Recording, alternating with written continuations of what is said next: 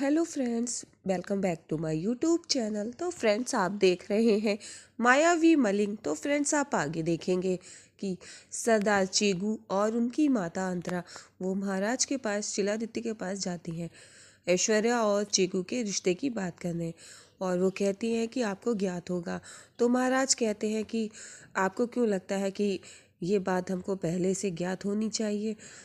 तो वो कहने जा रही होती हैं पर शांत हो जाती हैं। फिर महाराज कहते हैं, आपका इस तरह से यहाँ पे आना ये हमारे लिए आकस्मिक घटना की तरह है।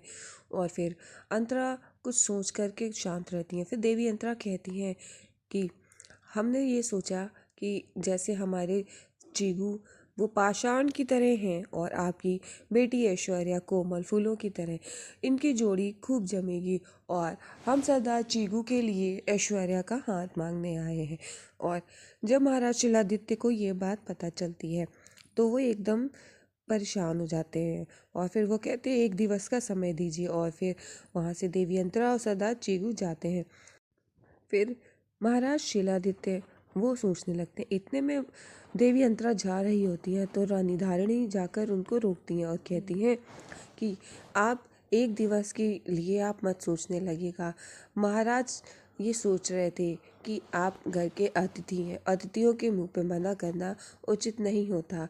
आप इस रिश्ते के लिए आप किसी भी तरह की आशा लगा के मत रखिएगा, क्योंकि इस रिश्ते में कुछ नहीं है। और यहाँ पूर्ण विराम हो, ये कहकर वो चली जाती हैं। ऐश्वर्या सदा चीगू से बात करती हैं। सदा चीगू कहते हैं कि आपको पहले नहीं पता था क्या, हम कबीले वाले हैं और आपने हमसे दोस्ती की है।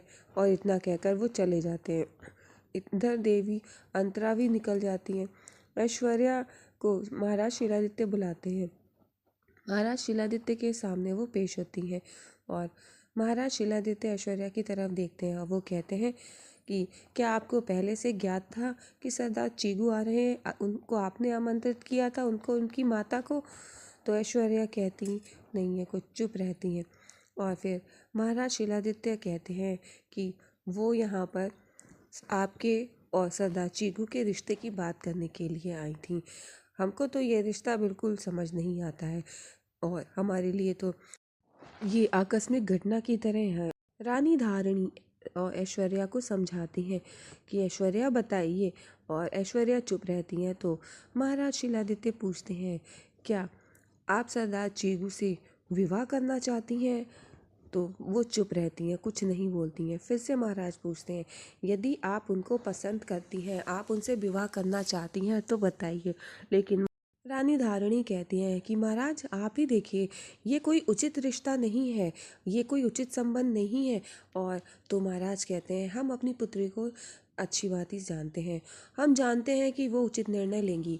और इधर फिर आप देखेंगे महारानी प्रणाली वो अंगद से कहती हैं कि आप हमें क्षमा कर दीजिए, हमने वो शीशी इसलिए आपको नहीं दी थी। तो अंगद कहते हैं, आपने उसमें लाल रंग भर के हमें इसलिए दिया ताकि आप हमारे साथ खेल कर सकें, तो आप हमारी भावनाओं के साथ खेल कर सकें।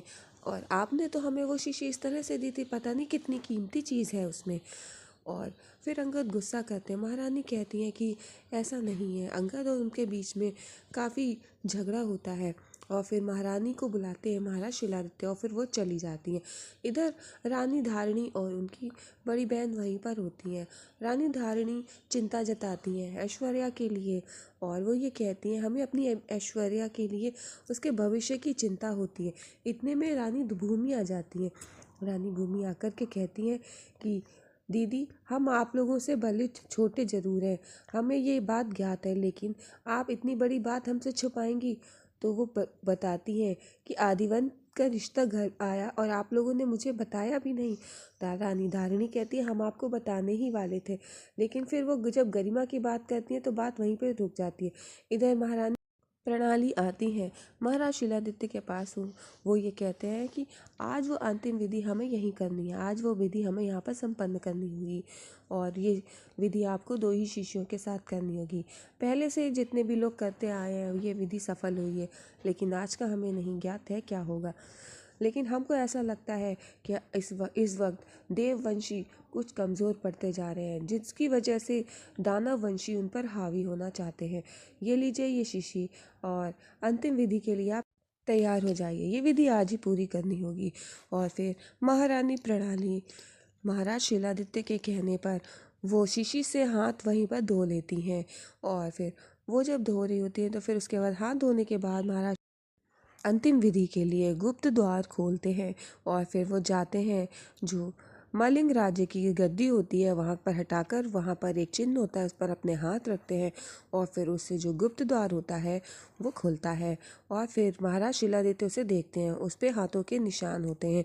उसके बाद महारानी प्रणाली उन हाथों के निशान को देखती हैं।